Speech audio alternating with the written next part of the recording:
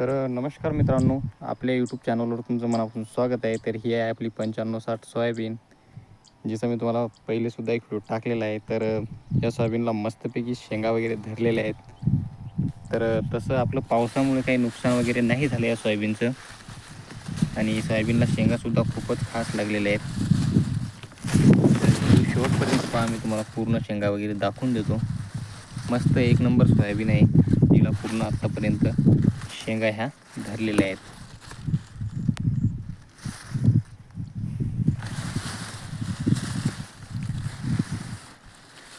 खूप साऱ्या शेतकरी मित्रांना असं वाटत होतं की जसं आता आपल्या सोयाबीनला फुलं वगैरे लागलेले आहेत आणि जवळपास 15 ते 20 दिवस झाला सारखा पाऊस चालू आहे. थोडा होऊन पण पाऊस चालू आहे, तर आपल्या सोयाबीनला फुलं हे वाढ्या तयार होतील का फुलाचं नुकसान होईल, असं प्रत्येक शेतकरी मित्राला वाटत होतं. पण सोयाबीनमुळे म्हणजे पाण्यामुळे आपल्या सोयाबीनची काहीही थोडी नुकसान झालेली नाही.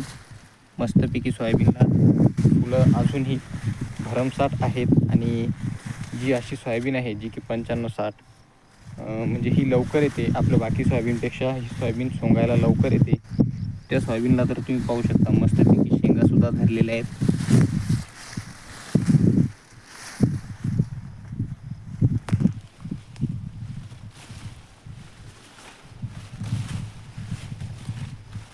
आणि तसंच या सोयाबीनची वाढसुद्धा कमी होते. इथे पाहू शकता तुम्ही, जास्तीत जास्त ही सोयाबीन आपल्या टोंगळ्यापर्यंत वाढते.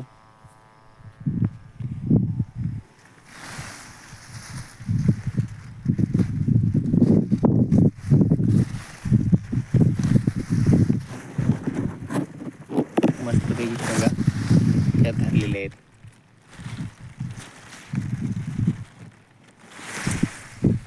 अजून काही वाद्या आहेत आणि जवळपास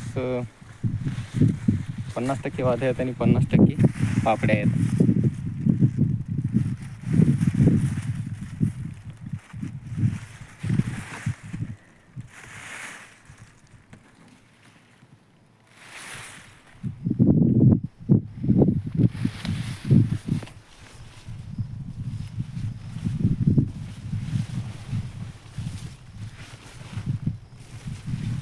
तर लवकरच आपण 9560 सोयाबीनला कितीचा उतार येणार हे सुद्धा पाहणार आहे. जास्तीत जास्त 1.5 ते 2 महिन्यामध्ये ही सोयाबीन असून सोंगायला येते, कारण तिला पापड्या तयार झालेल्या आहेत. त्यावेळेस या सोयाबीनला कितीचा उतार येणार. आपण प्लेन पेरलेली आहे, याच्यामध्ये तूर नाही आणि काहीच नाही.